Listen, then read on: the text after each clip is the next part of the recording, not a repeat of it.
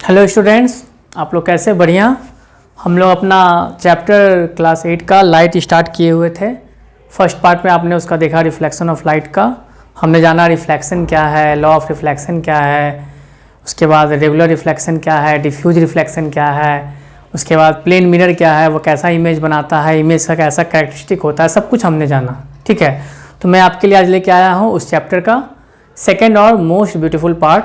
ठीक है, जिसमें आपको बहुत अच्छी अच्छी चीज़ें देखने को मिलेंगी। ठीक है, तो वीडियो स्टार्ट करने के पहले फिर से मैं वही कहूँगा जो हमेशा कहता हूँ। सोचते हो कि सर क्या एक ही बात बोलते रहते हैं, इसलिए बोलता हूँ, बहुत इंपॉर्टेंट है वो बात। आपको वीडियो को समझ के पॉज करके नोट्स बनाना है। ठीक है, तो अब वो नोट्स आपका बहुत आगे काम देगा। तो बिना टाइम को वेस्ट किए हुए अपना आज का वीडियो लेक्चर को स्टार्ट करते हैं।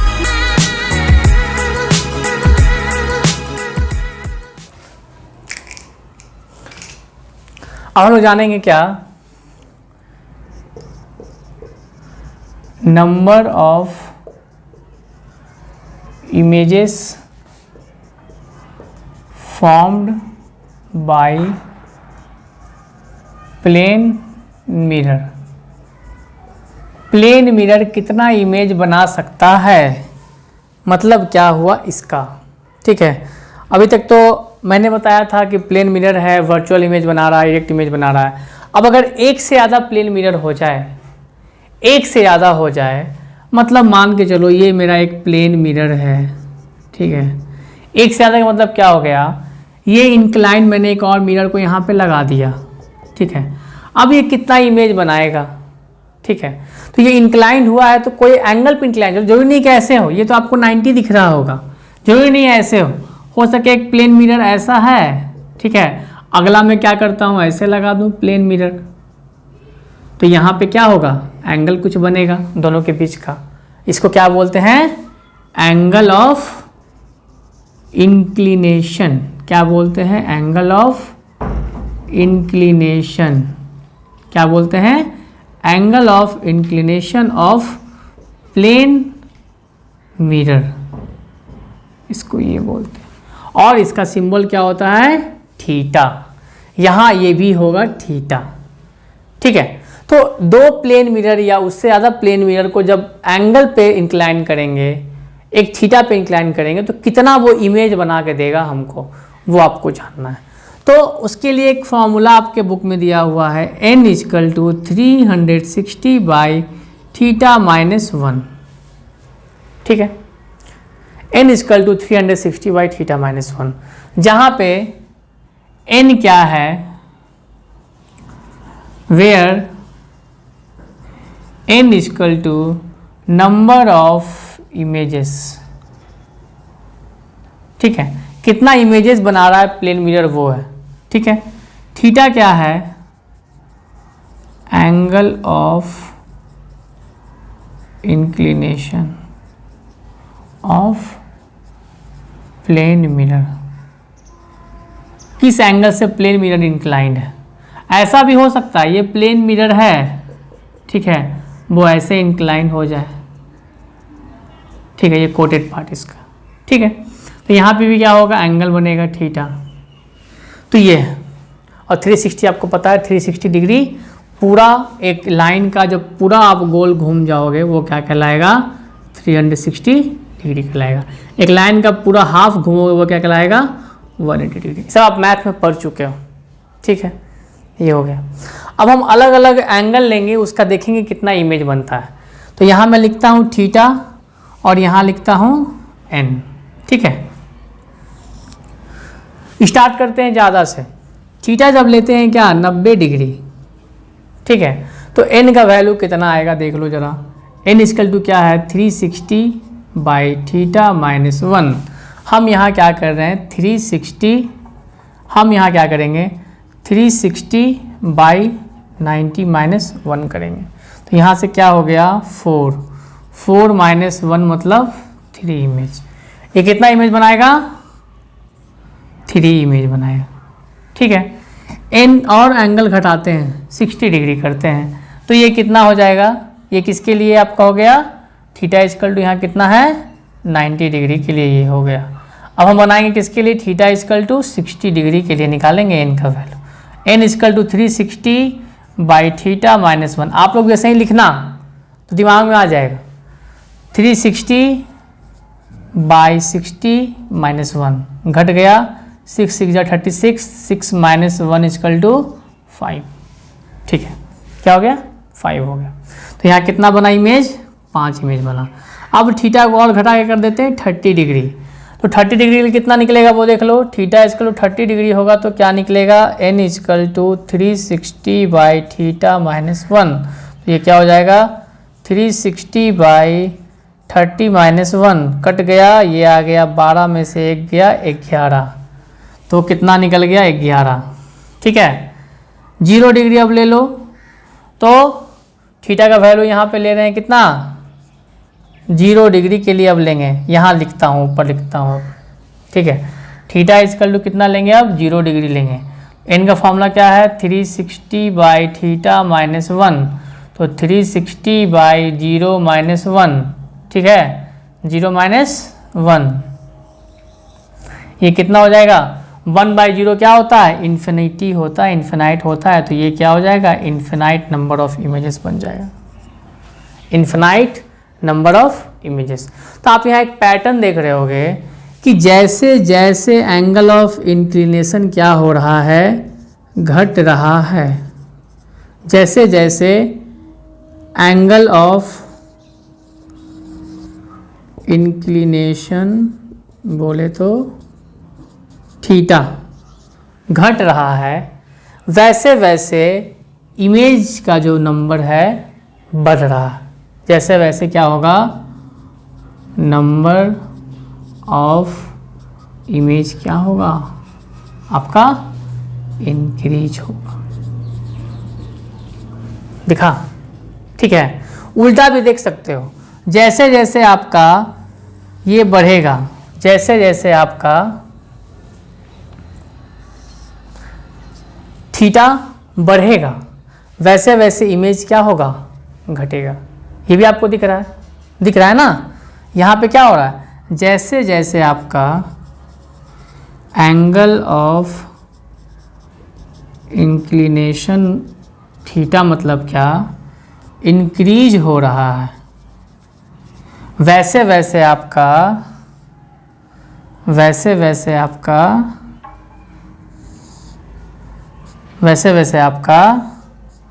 नंबर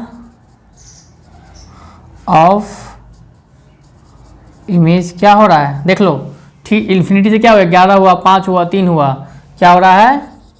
डिक्रीज हो रहा है। तो आपको एक चीज़ यहाँ दिख रहा है। हम कह सकते हैं, हम क्या कह सकते हैं? हम कह सकते हैं कि number of images is inversely proportional to theta. कह सकते हैं ना, क्योंकि जैसे जैसे आप क्या कर रहे हो, जैसे जैसे क्या कर रहे हो आप थीटा को बढ़ा रहे हो, मतलब दोनों प्लेन मिरर के बीच का एंगल ऑफ इंक्लिनेशन को सटा के जो लगा रहे हो एंगल, उसको बढ़ा रहे हो, वैसे वैसे क्या हो रहा है? नंबर ऑफ इमेजेस जो प्लेन मिरर बना रहा है वो क्या होगा? घटेगा। अरे खुद देख लो ना, थीटा बढ़ा रहा है, 0 से 30 किए, 30 से 60 किए, 60 से 90 किए, तो इमेज क्या हुआ? 0 पे इन्फिनिटी की इमेज बन रहा था, 30 पे 11 इमेज, 60 पे 5 और 90 पे 3, तो क्या हुआ? बढ़ गया, उल्टा हो गया। जैसे जैसे थीटा को क्या कर रहे हैं? घटा रहे हैं। देखो ये सिंबल किसका है? घटाने का। वैसे वैसे नंबर ऑफ इमेजेस क्या होगा? बढ़ रहा। 90 पे 3 था, 60 पे 5 था, 30 पे गया तो 0 पे इन्फिनिटी। तो कह सकते हैं क्या? ये एक मेरा फॉर्मूला बन गया। ठीक है, कि नंबर ऑफ इमेजेस कैसे डिपेंड करता है आपके एंगल ऑफ इंक्लिनेशन थीटा पे। तो क्या बोलोगे? Inversely proportional. क्या बोलोगे? ये इन्वर्सली प्रोपोर्शनल है, इन्वर्सली प्रोपोर्शनल है। मतलब एक क्वांटिटी को जितना बढ़ाएंगे दूसरा क्वांटिटी उतना ही अमाउंट में घटेगा। ठीक है, तो ये आपका हो गया number of images form by plane mirror. ठीक है, ये आप देख लो अच्छे से। ठीक है, कैसे कैसे चीज़ें हुई, और इसी पे बेस्ड क्या आपका है? मल्टीपल रिफ्लेक्शन होगा। ठीक है, पहले इसको अच्छे से समझ के नोट करो। अब बात करेंगे किसका हम लोग? मल्टीपल रिफ्लेक्शन का। ये भी क्या है? टाइप्स ऑफ रिफ्लेक्शन ही है। ठीक है, तो मल्टीपल रिफ्लेक्शन का मतलब क्या हुआ, आप एक पैसे एग्जांपल आपको देता हूँ। आप गए होंगे कोई म्यूजियम में, म्यूजियम ना बोलो, ऐसा अम्यूजमेंट में गए होंगे, ऐसा जगह गए होंगे, शीशा घर जिसको बोलते हैं हम लोग बचपन में, बहुत सारा मिरर रखा होता है, ठीक है। आपको आपका ही इमेज कभी बड़ा दिखेगा, छोटा दिखेगा, मोटा दिखेगा, पतला दिखेगा, तो वो क्या होता है, वो होता है मल्टीपल रिफ्लेक्शन, ठीक है। मल्टीपल रिफ्लेक्शन उसी को बोलते हैं, ठीक है। उसमें क्या होता है, image formed by an mirror will act as an object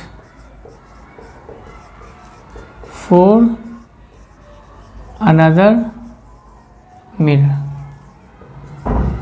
देखो यहाँ पे मैंने क्या लिखा, मल्टीपल रिफ्लेक्शन होता क्यों है, कारण उसका कोई पूछेगा आपसे, वाई मल्टीपल रिफ्लेक्शन अकर्स, तो क्या बोलोगे, इसका रीजन ये हो गया है, ये रीजन दिया हुआ है किसका, मल्टीपल रिफ्लेक्शन का, कि जो इमेज बनता है मिरर पे वो एक्ट करता है ऑब्जेक्ट दूसरे मिरर के लिए।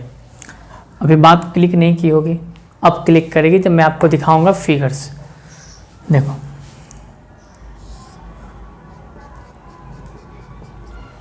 ये एक प्लेन मिरर, आपने अभी तक क्या पढ़ा था, ये प्लेन मिरर था, ये आया था यहाँ रे, वापस ऐसे इंसिडेंट कर गया था, यहाँ पे नॉर्मल था, ठीक है, आपने ये पढ़ा था, ये एक मिरर था तब ऐसा हुआ था। अब हम क्या करेंगे, यहाँ पे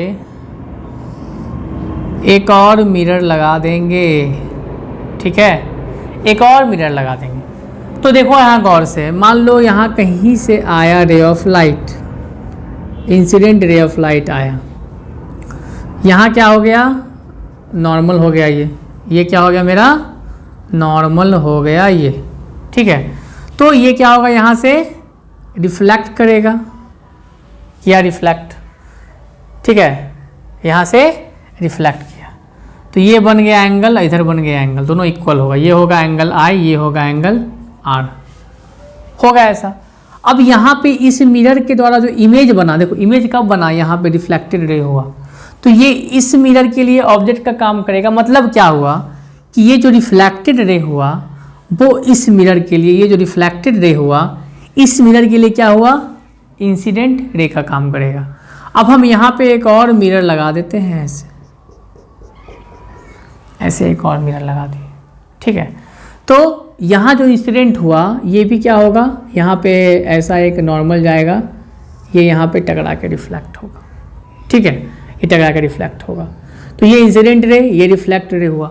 अब फिर ये रिफ्लेक्ट रे क्या हुआ, इसके लिए इंसिडेंट का काम करेगा, ठीक है। और एक मिरर और हम यहाँ ऐसे लगा दिए, एक मिरर और ऐसे हम लगा दिए, तो ये जो इंसिडेंट यहाँ हुआ है, ये जो यहाँ इंसिडेंट हुआ है, ठीक है, इसको मैं थोड़ा और इंसिडेंट को इस तरफ से कर देता हूँ ताकि आपको एंगल सेम दिखे, ठीक है।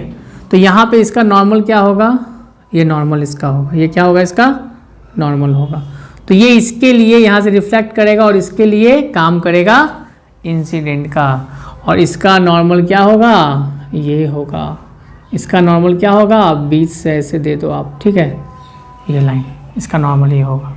तो यहाँ टकराया और वापस यहाँ से रिफ्लेक्ट किया, तो आपको दिख रहा होगा, फिर से देखो एक बार, ये mirror number 1, mirror number 2, mirror number 3, mirror number 4,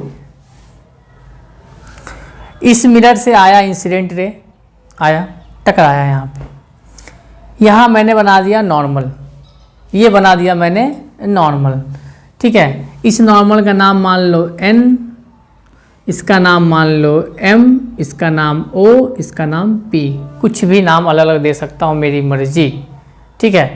तो इसका n नॉर्मल हो गया, ये टकरा के गया रिफ्लेक्ट रे, ये रिफ्लेक्टेड इसके लिए क्या बन गया, कौन मिरर के लिए, थर्ड मिरर के लिए इंसिडेंट रे बन गया। फिर ये क्या किया, नॉर्मल m से रिफ्लेक्ट हुआ, और ये जो रिफ्लेक्ट रे थर्ड का हुआ, 4 का क्या बन गया, इंसिडेंट रे बन गया। और 4 से जो क्या हुआ, रिफ्लेक्टेड रे जो हुआ 4 का, इस नॉर्मल O से वो नंबर 1 के लिए इंसिडेंट रे बन गया, और नंबर 1 का जो पी से नॉर्मल से जो रिफ्लेक्टेड रे हुआ नंबर 2 के लिए इंसिडेंट बन गया। तो यहाँ पे इसलिए मैंने क्या लिखा, image form by an mirror will act as an object for another mirror. अब ये कैसे हो रहा है, ये मिरर है, ठीक है। देखो एक चीज समझो, मैंने आपको बताया था कि 2 रे रिफ्लेक्ट करके एक रिफ्लेक्टेड रे जब एक कॉमन पॉइंट पे जाएगा वहां इमेज बनेगा। तो यहाँ तो बहुत सारा रे आ सकता है ना, इस मिरर पे बहुत सारा रे यहाँ से आ सकता है, इंसिडेंट रे एक और आएगा, 2 आएगा, तो कहीं ना कहीं टकरा के इमेज बनाएगा ना। बट मैंने आपको बस एक ही दिखाया है, ठीक है। तो ये मिरर क्या करेगा, एक इमेज बनाएगा, ये मिरर क्या करेगा, दूसरा इमेज बनाएगा, ये मिरर क्या करेगा, तीसरा, ये मिरर चौथा, 4 इमेज बनना है। तो ये मिरर जो इमेज बना रहा है वो इसके लिए ऑब्जेक्ट का काम कर रहा है, इंसिडेंट रे यहाँ जा रहा है। फिर ये मिरर जो इमेज बना रहा है इसके लिए ऑब्जेक्ट का काम कर रहा है, यहाँ जा रहा है। तो इस तरह से क्या होता है, आपका मल्टीपल रिफ्लेक्शन होता है यहाँ पे, ठीक है, मल्टीपल रिफ्लेक्शन होता है, ठीक है। एक चीज़ और जान लो, ये इंसिडेंट रे यहाँ पे आया, अब एक चीज़ जानना है कि कितना एब्जॉर्प्शन जो होता है रे ऑफ लाइट का, सबसे ज़्यादा कहाँ होता है, ओपेक में होता है, और सबसे कम कहाँ होता है, मिरर में होता है। यहाँ भी होता है बट सबसे कम होता है, ट्रांसपेरेंट में तो कुछ होता ही नहीं है। तो यहाँ कुछ होगा, तो मान लो ये इंसिडेंट रे या क्या हुआ, यहाँ पे आया तो इसका कुछ पार्ट क्या हुआ, कुछ पार्ट ऑब्जर्व हुआ, बाद बाकी क्या हुआ, रिफ्लेक्ट हो गया। तो इंटेंसिटी की अगर बात करेंगे तो क्या होगा, ज़्यादा इंटेंसिटी मतलब ज़्यादा जो पावर बोलो किसका होगा, इस इंसिडेंट रे का होगा एज कम्पेरिजन टू यहाँ पे आई का इंटेंसिटी क्या होगा, इससे ज़्यादा होगा। तब यहाँ पे आ जाओ, यहाँ बताओ हमको किस रे का सबसे ज़्यादा इंटेंसिटी होगा। इसको दे देता हूँ मैं ए, बी, सी और डी, ठीक है। तो ये मेरा पहला इंसिडेंट रे है, यहाँ टकराया, तो यहाँ पे क्या होगा, हल्का सा एब्जॉर्प्शन होगा, इसका पावर, इसका इंटेंसिटी ऑब्जर्व करेगा ये मिरर हल्का सा, फिर रिफ्लेक्ट बैक करेगा बी, फिर सी, फिर डी, फिर ए। तो सबसे ज़्यादा इंटेंसिटी किसका होगा, सोचो, ए रे का सबसे ज़्यादा मैक्सिमम इंटेंसिटी होगा। मैक्सिमम इंटेंसिटी मतलब पावर इसका होगा ए का, और सबसे कम किसका होगा, बेचारा ये ऑब्जर्व होते हुए टकरा के यहाँ पे आया है। और डी का क्या होगा, लिस्ट होगा, क्योंकि ये सबसे ज़्यादा ऑब्जर्व हो चुका है, होते हुए गया है ना, ठीक है, ये हो गया। तो सबसे अच्छा इमेज कौन बनाएगा, ऑब्वियस बात है, सबसे अच्छा इमेज कौन बनाएगा, सोचो।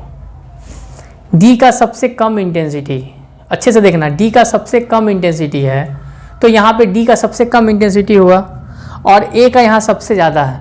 तो इमेज किस पे डिपेंड करता है, रिफ्लेक्टेड रे पे, और वो किस पे डिपेंड करता है, इंसिडेंट पे। तो यहाँ देखो तो ए जो आया है ये सबसे ज़्यादा इंसिडेंट रे का है और ये रिफ्लेक्ट हो रहा है, ठीक है। तो मिरर 2 का क्या होगा, सबसे अच्छा इमेज बनेगा।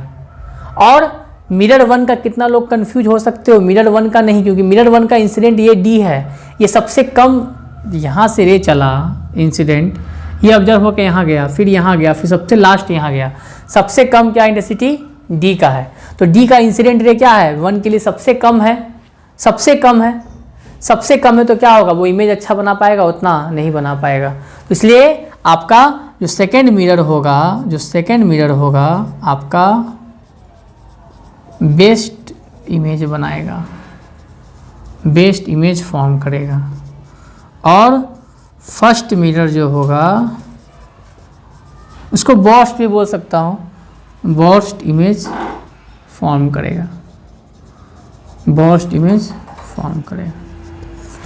ठीक है। अगर ये मिरर नहीं लगा होता तब कह सकते थे ये करेगा, बट यहाँ पे ये करेगा, ठीक है। तो ये हो गया आपका काम मल्टीपल रिफ्लेक्शन का, ठीक है। अब इसी पे बेस्ड आता है आपका एक इंस्ट्रूमेंट है जिसका नाम क्या है, कैलियोडोस्कोप, KALEIDOSCOPE, आपका नाम वो है, इस इंस्ट्रूमेंट का नाम है, ठीक है, KALEIDOSCOPE। ये क्या है, ये जो इंस्ट्रूमेंट है किस पे बेस्ड है, ये बेस्ड है आपका मल्टीपल रिफ्लेक्शन पे बेस्ड। किसका मल्टीपल रिफ्लेक्शन पे, प्लेन मिरर इंक्लाइंड होगा। यहाँ पे क्या होगा, 3 प्लेन मिरर्स क्या होगा, 3 प्लेन मिरर्स क्या आपका होगा, वो क्या होगा, इंक्लाइंड होगा। कितने एंगल पे, at an angle of 60 degree. 60 degree पे यहाँ पर क्या होगा, 3 प्लेन मिरर इंक्लाइन किया गया होगा, किसमें, कैलिडोस्कोप में।